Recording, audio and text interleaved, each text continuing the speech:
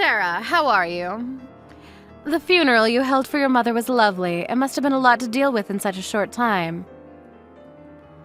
I'm sure she would have been very happy with it. Thank you for coming to pay your respects, Emily. It means a lot to me that you came all the way to see her.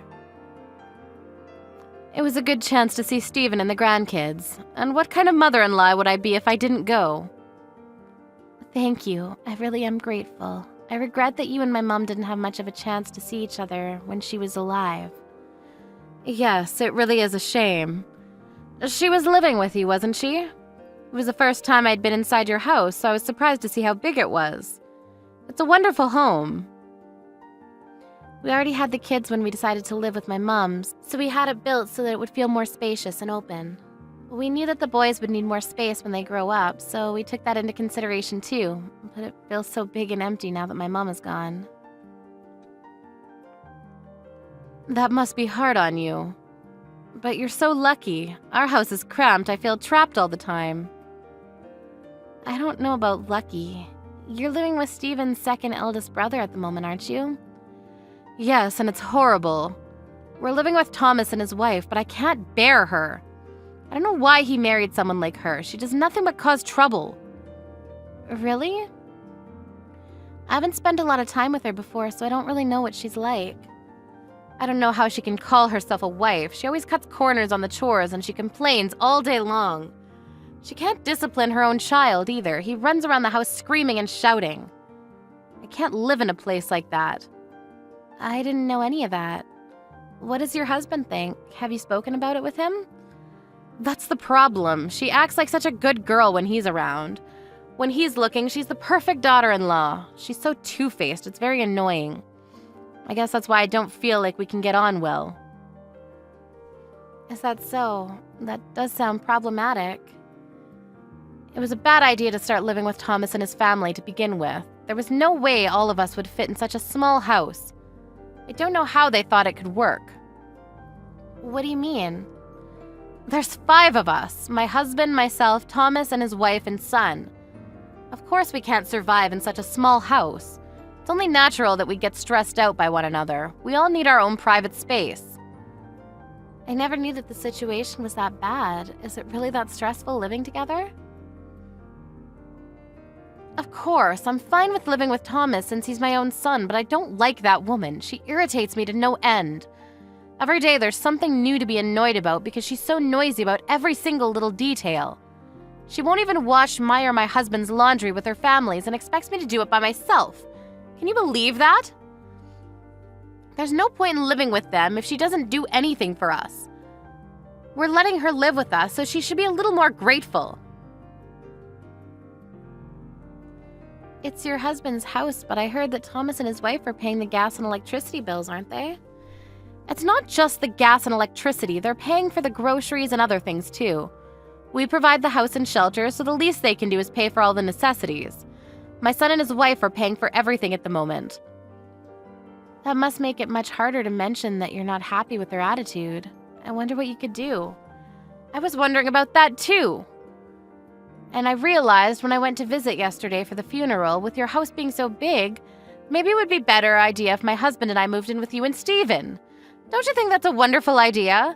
That way we can spend more time with the grandkids, too. We hardly ever see them. Excuse me? My husband and I could move in with you. You've got plenty of space now that your mother's gone. You were saying how it feels big and empty earlier. I'm sure Stephen would be happy with that. I don't think that's the problem. First of all, we only just had the funeral. We built this house with the intention of living with my mom, so it's filled with memories of her. And we've already discussed this before with Stephen and your husband. I remember that we all decided that we wouldn't move in together, and that you would move in with one of Stephen's brothers instead. So you don't mind living with and taking care of your own mother, but you don't feel any obligation towards your in-laws? Do you have a problem with living with me and my husband? Like I said, I didn't decide that alone. I didn't mean anything by it, but my mother did put a lot of money into building this house too. So she had every right to live with us. She's gone now, but the kids will be getting much bigger from now on, so Steven and I have already made up our minds that we'll stick with the first decision and not live with you both. I'm sorry if I've made you feel unwelcome, but that's just what we've decided. And what would you do about your current house? Are you going to give it to Thomas and his wife? I don't want to give them our house, but your house is much bigger and it's new too. It'll be much easier for us to live in. I think it's a good idea for us to move in with you and Steven. I'm really sorry, Emily, but I don't think that's possible. Living together will be a bit difficult for a lot of reasons. Why? What's the matter? What reason could you have to not live with us? Haven't you already spoken to Steven about this? Steven himself was saying that he didn't want all of us to live together. He was quite insistent on it. He always said that he didn't want to live together with his parents. This is why I have problems with you all. All 3 of the daughter-in-laws I have, and not one of them is respectful towards me. There's always one of you saying something insensitive like that. I thought that you were better than the other 2, but you're just the same. You don't think of us as family at all, do you? You're horrible. I don't think that at all. The biggest problem is that you have dog allergies. It's got nothing to do with you personally. We just can't have you staying with us when you can have a reaction. We have 2 dogs, so it really isn't possible for you to stay with us. That's why Steven was so adamant about not living together. We've already gone over this before.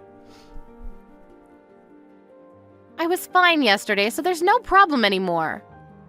That was because we had the dogs stay with a friend yesterday while we had the funeral. We didn't want them causing trouble, and we knew you were coming, so we took precautions. Then the solution is simple. Why don't you let that friend of yours keep them? That way there'll be no problem for me to live with you. I'm sorry, what? You want us to just give up our dogs? Your husband's parents should be more important than some stupid dogs. Are you being difficult on purpose? If you want to keep your dogs, then you're just being selfish. Why don't you understand that you should prioritize us over everything? Please stop.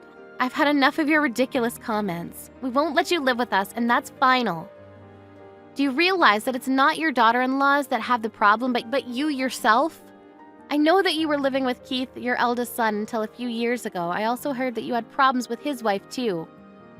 And that they had to go live elsewhere because of the stress she suffered. They moved out because they didn't want to live with you anymore. That wasn't my fault. You can't blame me for that. That was all her fault. She was flirting with my husband and trying to use him. I just made it clear that there are things she shouldn't do. On top of that, she didn't pay for anything when she first was living with us. She was asking us to pay half of the groceries and pay for half of the bills, just like Thomas's wife. I couldn't believe what I was hearing. She was requesting that we pay for things, even though we were letting her live in our house. It's not like she lacked the money. Both her and Keith were working. She could have paid for everything, but no, she was audacious enough to ask us to pay for half. I think that's normal. I don't understand what you're complaining about. Pardon? If you're going to live together, then it's only a matter, of course, that everyone puts some money forward. We were letting her live in our house. Why should we pay for anything? She should have been grateful she had a home. Why don't any of you understand that? All you want is money. My mom was paying for her own groceries and things. It was only fair since she was able to work still and had savings. It helped out a lot. She paid part of the cost of building this house and bought her own furniture instead of asking us to buy things she wanted. I don't care what your mother did, and Thomas is fine with paying for everything.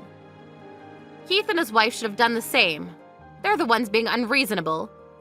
I heard that your husband is paying part of the bills at the moment. What are you talking about? Didn't you know? Because of the trouble you had with Keith and his wife, your husband's been paying for half of the bills and the groceries in secret. He's been handing it directly to Thomas. I didn't know that. Nobody told me anything about that. Why would he do that behind my back? He was apologizing to your son's wives on your behalf. Why? Why should he apologize? There's nothing to apologize for. He was apologizing because of the way you treated them and how you accused them of being gold diggers because they wanted you to pay for your own part. Even though it's not like you would be paying from your own pocket. You don't even work. So the one that would be paying is your husband. He apologized for how you forced them to cover all the bills and asked them to forgive you for your attitude. The only reason why they're being patient with you is because your husband is being so sincere. That's ridiculous. I'm right. Why should he apologize when I'm only saying what needs to be said? I just got a reply from Steven and he told me to tell you that he'll call you when he gets back home from work. Steven said that he'll call me about moving in with you. And about your inappropriate comments, I think. Are you kidding? What inappropriate comments? It's only been a week since my mom passed away, but you're already talking about moving in because our house is much nicer and bigger. Don't you think that that's a bit too insensitive? I haven't been able to call or talk to him in person about it yet, but I can tell that Steven's pretty angry. Isn't he going to talk about moving in together? Of course not. There's another major reason why he said that he never wanted you to live with us. It's not just about the dog allergy you have. It's because you stressed Keith's wife out so much that she got depressed. I haven't done anything like that. Whatever happened to that woman was her own fault. Day in, day out, whenever you saw her, all you did was complain about the things she did. You talked loudly about her behind her back and didn't give her a moment of peace. Even though she was working full-time, she still pulled off doing all the chores, cooking, grocery shopping, all because you complained that she wasn't doing enough. She worked so hard to get you to like her, but nothing worked. I heard that you often threw away the dinners that she made for you and cooked your own. No wonder Steven doesn't want you to live in the same house as me. I was still young back then, I couldn't help it. That's your excuse for driving a person to depression? Do you really think that that's acceptable? It's about time you answered for what you've done. What are you talking about? Is anyone at home with you today? Now that you mention it, it seems awfully quiet. Thomas's wife and his son are always so noisy, but I don't hear anything. I wonder if they've gone out. What about someone much closer to you? Someone much more important? Wait, I don't think my husband is home. I'm completely alone. Do you know where Richard is? He hardly ever goes out this late. What's going on? I hate to be the one to tell you, but your husband and Thomas's family have decided that they're going to move out. What? I don't understand. We have a home right here. It's small, but there's no need to buy another place. My husband and I can move in with you and everything will be perfect. They say that they're going to move into a bigger apartment, just the four of them. You can't be serious. I haven't heard anything like that. I don't think they've told you. What am I supposed to do? Where do I go? The people you consider noisy have moved out for you, so you can stay in the house you've always lived in. Legally, it's your husband's, but if it's you by yourself, I'm sure it'll feel much bigger. That's what you wanted. I'm sure you'll be more comfortable by yourself. Who's going to take care of me? What am I supposed to do? Cook and clean and do grocery shopping all by myself? Why isn't anyone picking up the phone?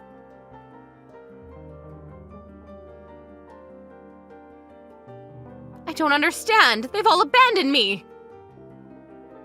I guess they all got tired of enduring your abuse. We don't live too close, so I've never had to spend a lot of time with you. So I haven't experienced it firsthand, but it looks like you caused a lot of suffering for the people around you. And since you have no consideration for the fact that I'm currently in mourning, I can only think that you're as self-centered as I've heard. I can empathize, but I can't imagine how your other sons' wives must have felt with you in their homes. It's unpleasant just thinking about it, so I think I'd like to keep my distance as well. I found divorce papers on the living room table. Sarah, what should I do? How can I make them come back? I can't do anything by myself. I think you should give your husband the divorce and let them live in peace. It means you have to pay all the bills and do all the housework by yourself. But that's what you get for not being thankful for all the support you've had up until now. Your husband is graciously letting you live in the house he bought after all. Why shouldn't you pay for everything yourself? Thomas and his family moved out with Richard into an apartment, leaving Emily alone in her husband's house. The apartment they moved into wasn't as big as their old home, but they were able to live in peace and stress-free. So they all got on well and took care of one another. On the other hand, Emily had no choice but to divorce her husband at a late age. She tried begging Stephen and Keith for help, but her eldest son had already had enough of his own mother after she caused his wife to get depression and had cut ties with her a long time ago. He didn't answer any of her calls or her pleas for help. Stephen was furious with his mother after he found out how insensitive she had been towards his wife and told her to never call them ever again. Because of her own actions and her attitude towards the people that loved her, Emily ended up living a solitary life.